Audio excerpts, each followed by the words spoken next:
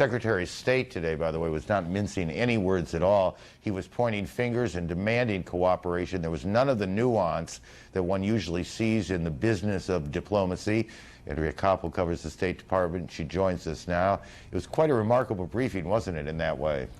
It certainly was, Aaron, as you say, quite unusual for folks in this building. But that wasn't the only thing unusual that happened today on the diplomatic front, certainly when you consider the very delicate way, the very careful way the U.S. has been dealing with getting information from the Yemeni government. That was the last attack against Americans last year, the U.S.'s call in Yemen. Now fast forward 48 hours to the very public way that the folks in this building have been dealing with the government of Pakistan. Tightening the diplomatic screws on Pakistan's president, the Bush administration presented a list of specific steps it says Pakistan must take. Among them, to share information on what it knows about Tuesday's attacks and Osama bin Laden's terrorist network, to close the border between Pakistan and Afghanistan and cut off fuel shipments, and eventually to provide the United States with use of Pakistani airspace if needed.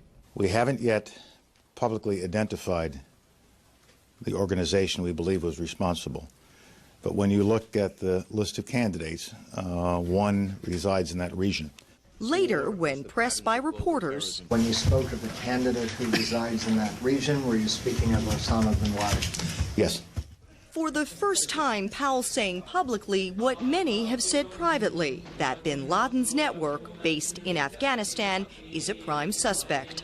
And as Afghanistan's neighbor and longtime supporter, Pakistan could play a critical role in finding bin Laden and shutting down his terrorist training camps for good.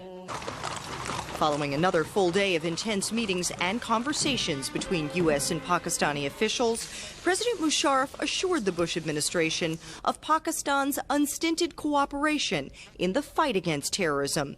He said Pakistan is ready to commit all of its resources to locate and punish those responsible for the attacks in New York and Washington.